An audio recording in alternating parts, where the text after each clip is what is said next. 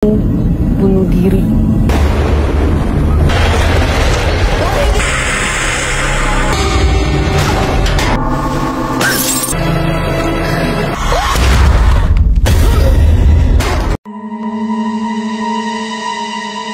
Janji Darah adalah film yang dibintangi oleh artis Natasha Wilona. Film ini berkisah tentang pasangan muda yang bernama Rehan dan Shiren. Mereka mendapat teror gaib dari setan Dinda yang menagih janji yang mereka buat semasa kecil. Dinda merupakan teman semasa kecil Rehan sekaligus sepupunya Rehan. Mereka memiliki hobi yang sama, yaitu mencari makhluk-makhluk gaib tak kasat mata. Rehan memang sedari kecil sudah memiliki indera keenam, namun tidak dengan Dinda. Oke, cerita kita mulai. Dimulai dari Rehan dan Dinda kecil. Mereka pergi ke suatu pabrik kosong demi untuk dapat melihat dan menemani Dinda yang sangat penasaran ingin bisa melihat makhluk halus. Rehan dan Dinda masuk ke dalam pabrik. Rehan melihat makhluk halus di sebelah kiri Dinda. Rehan memberi instruksi kepada Dinda agar pelan-pelan menoleh ke kiri. Dinda mengikuti instruksi tersebut, namun Dinda tidak melihat apapun. Bohong ya. Dinda masih terus dengan rasa penasarannya. Bagaimana caranya agar ia dapat melihat makhluk halus itu? Tiba-tiba Rehan mengajak Dinda untuk segera pergi dari sana dengan wajah yang sangat ketakutan. Dan untuk pertama kalinya Dinda dapat melihat makhluk halus itu. Tapi sayang, makhluk halus itu nampak jahat dan menyeramkan. Rehan dan Dinda berlari, dikejar oleh setan itu. Dan Rehan terbangun dari mimpi masa kecilnya itu. Dan tak kenapa akhir-akhir ini Rehan sering banget mimpiin hal itu. Shiren dan Rehan adalah pasangan muda yang sedang menunggu kehadiran seorang anak di keluarga mereka. Mereka sangat harmonis dan romantis.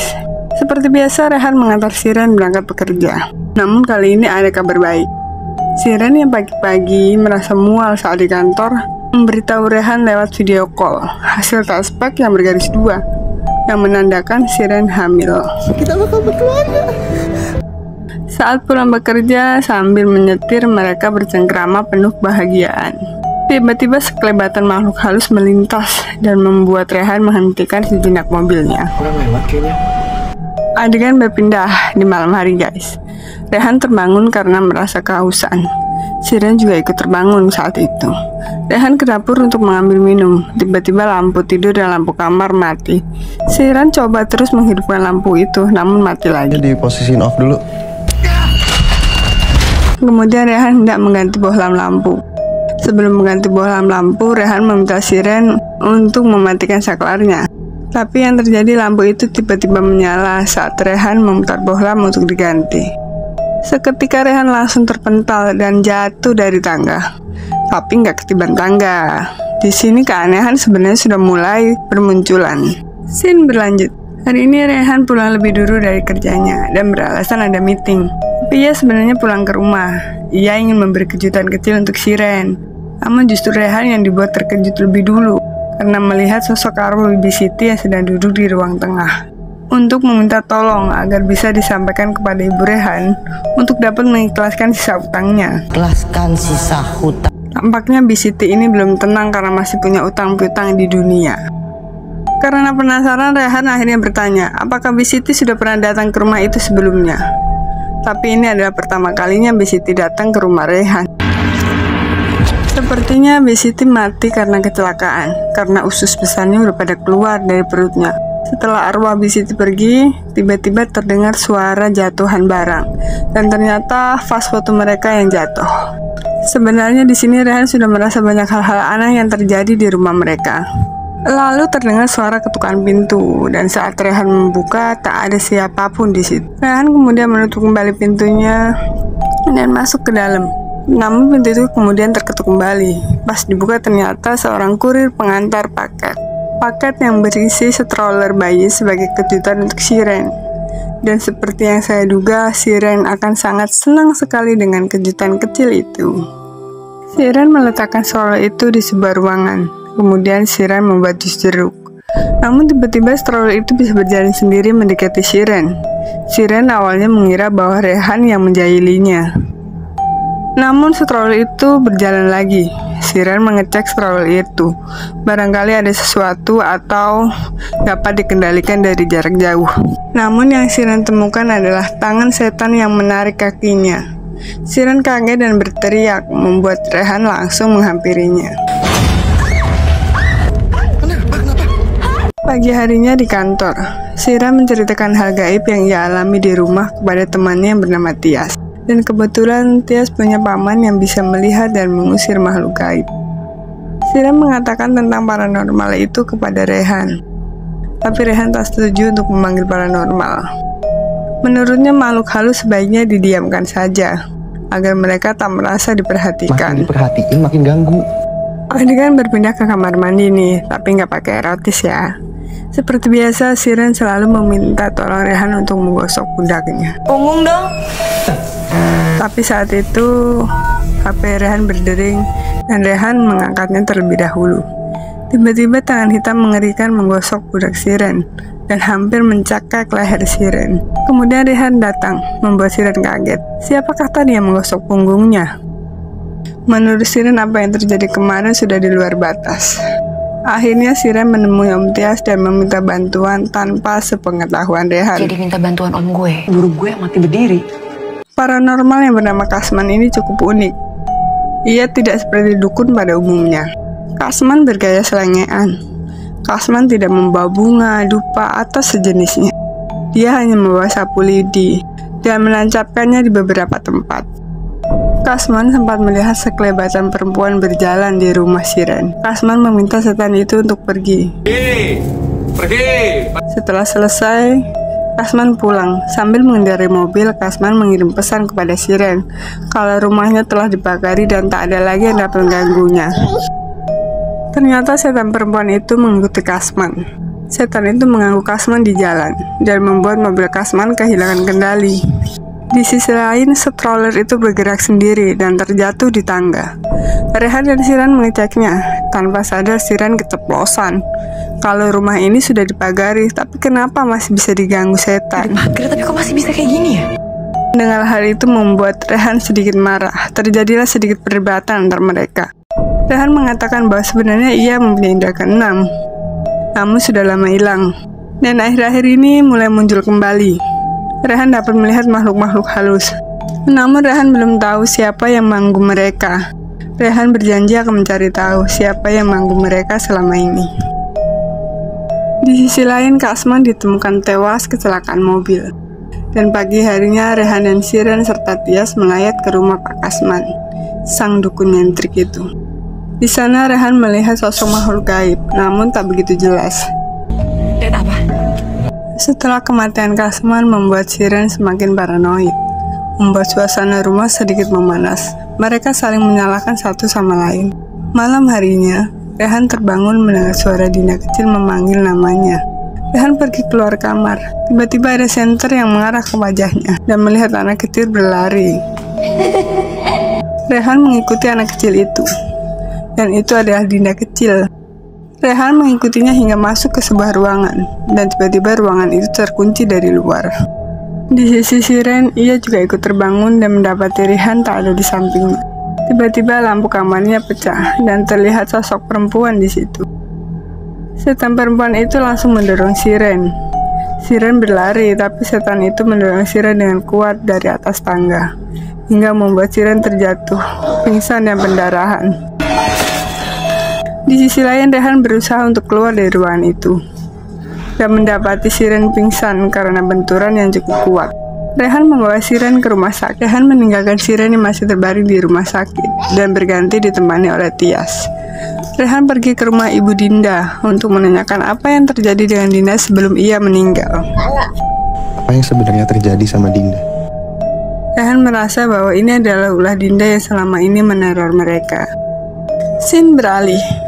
Tias yang menemani Siren di rumah sakit tanpa sengaja memecahkan piring dan memanggil seorang layanan kebersihan untuk membersihkan pecahan piring itu. Siren dan Tias asik ngobrol tentang makhluk halus itu, sedangkan OB membersihkan pecahan piring sambil mendengarkan obrolan mereka. Tias yang bermaksud menghibur Siren dengan sedikit bercanda bahwa Siren gak boleh takut dengan setan. Setan hanya berani dengan orang-orang yang penakut. Lagian kalau setan lihat gue, pasti setannya yang takut duluan. Begitu celetuk Tias sambil tertawa. Ngeliat gue, kan yang takut. Tiba-tiba OB itu langsung melempar gelas ke arah Tias dan mengambil pisau buah. Kemudian menyerang Tias. OB itu berusaha menusuk Tias. Kemudian dia juga ingin menusuk Shiren. Beruntung security rumah sakit datang dan menenangkan OB itu. Sepertinya OB itu kesurupan setan Dinda. Shiren berlari menyelamatkan diri, tapi Shiren justru malah ketemu dengan setan perempuan itu di depan lift. Setan itu yang dengan beringasnya langsung mencekak Shiren sampai ia tak bisa bernapas. Enggak lama Rehan keluar dari lift dan langsung menolong Shiren. Karena rasa traumanya akhirnya Shiren gak mau lagi dirawat di rumah sakit. Tahu siapa yang gabung kita? Dinda. Kamu belum Di tengah perjalanan, Rehan dan Shiren saling mengobrol tentang apa yang terjadi di rumah sakit. Dan Rehan mengatakan bahwa dia sudah tahu siapa yang selama ini mengganggu mereka, yaitu Dinda, teman masa kecilnya sekaligus sepupu Rehan. Semasa kecil, Rehan dan Dinda ini memiliki ketertarikan yang sama, yaitu berburu makhluk halus. Dinda pengen banget bisa melihat makhluk halus, tapi dia tak kunjung dapat melihat. Suatu saat ia berhasil melihat makhluk halus, tapi yang ia lihat malah sejenis iblis yang sangat menyeramkan dan menakutkan. Lalu mereka membuat suatu janji yang menyatukan darah mereka berdua di sebuah foto yang bergambar mereka berdua tentunya. Isi janji itu adalah untuk saling menjaga satu sama lain. Dan jika ada yang meninggal salah satu di antara mereka yang masih hidup harus mau menemani agar tidak diganggu oleh setan-setan jahat. Namun setelah itu mereka lama tak bertemu hingga SMA mereka baru ketemu. Namun Dinda sudah berubah tak seperti Dinda yang Rehan kenal dulu. Dinda terus mendekati Rehan, sepertinya Dinda menaruh rasa suka terhadap Rehan. Sedangkan Rehan, entahlah, dia hanya menganggap Dinda sebagai teman kecil dan sepupunya. Diketahui dari ibu Dinda yang bernama Tante Hesti bahwasannya Dinda selama ini berguru dengan orang pintar untuk mencari ilmu-ilmu gaib. Dan untuk penyebab kematian Dinda adalah ia bunuh diri. Saat itu Dinda pulang ke Indonesia yang sedang berkuliah di luar negeri, padahal belum lulus semester. Kenapa nggak ngomong Mas Rehan mau nikah? Tante Hesti sengaja mengirim Dinda untuk kuliah ke luar negeri agar cintanya terhadap Rehan gak tumbuh terus karena mereka adalah sepupuan. Namun ketika Dinda mendengar kabar pernikahan Rehan, ia langsung pulang. Dinda marah dan kecewa kepada ibunya karena tak memberitahu kabar itu. Ibu Hesti mengunci Dinda di dalam kamar. Tapi dengan kekuatan super, Dinda mampu mendobrak pintu itu hanya dengan sekali tekanan.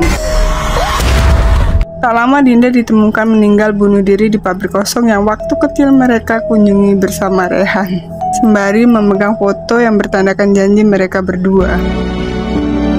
Rehan harus menyelesaikan apa yang terjadi saat ini. Jika tidak, dia akan kehilangan anak dan juga istrinya. Rehan akan menemui Dinda di dunianya sekarang untuk menunaikan janjinya, dan agar Dinda bisa hidup tenang di alamnya. Rehan akan pergi ke tempat pabrik kosong di mana Dinda ditemukan tewas bunuh diri. Dan sebelumnya Rehan menitipkan Shiren di rumah Tante Hesti. Rehan masuk ke pabrik kosong itu seorang diri. Rehan melihat Dinda kecil memanggilnya untuk naik ke atas. Rehan mengikutinya, namun kakinya ditarik oleh hantu kecil yang seolah memperingatkan Rehan untuk tak naik ke atas. Dan benar saja, saat sudah berdiri di atas, setan Dinda muncul. Rehan mendekat dan langsung didorong hingga terjatuh. Rehan yang tak sadar sudah keluar dari jasadnya pergi menemui Shiren. Namun Shiren tidak dapat melihatnya. Shiren yang merasa khawatir dengan keadaan Rehan, ia pergi ke pabrik kosong itu diantar oleh pembantu Tante Hesti. Mas, kayak kamu nggak sadar ya? Kamu mau lihat kenyataan apa yang kamu lagi jalanin? Dinda menyadarkan Rehan bahwa mereka sudah berada di alam yang berbeda dengan Shiren. Sesampainya di pabrik kosong itu, Shiren melihat Rehan pingsan. Arwah Rehan melihat Shiren membawa tubuhnya dengan ambulan. Arwah Rehan berusaha mengejar dan memanggil Shiren. Namun lagi-lagi Shiren tidak dapat melihat Rehan karena memang sudah berbeda alam. Rehan meminta Dinda untuk membantunya balik ke alam manusia, tapi Dinda menolak karena ia mengira Rehan datang untuk menemuinya karena rasa cintanya lebih dari seorang teman ataupun sepupu. Namun kasih sayang Rehan terhadap Dinda hanya sebagai seorang sepupu. Rehan berusaha menyadarkan arwah Dinda jika apa yang ia lakukan adalah tidak benar. Apa yang dilakukan Dinda selama ini bukanlah cinta, melainkan cintanya terhadap ide mereka bersama saat kecil. Aku bantu kamu balik ke Sharon. Arwah Dinda mulai tenang dan menyadari kesalahannya. Dinda juga bersedia membantu Rehan kembali ke Shiren. Tiba-tiba ada kekuatan jahat yang merasuki arwah Dinda. Ini yang dinamakan setan kesurupan iblis. Ini adalah iblis yang mereka temui waktu kecil di tempat itu. Di sisi lain, Rehan dinyatakan meninggal di rumah sakit. Shiren yang tak rela Rehan meninggal selalu mengingatkan janji Rehan untuk menjadi ayah yang baik untuk anak-anak mereka nantinya. Shiren membisikkan itu di telinga Rehan. Aku tahu kamu dengar suara aku. Ayah yang baik buat anak.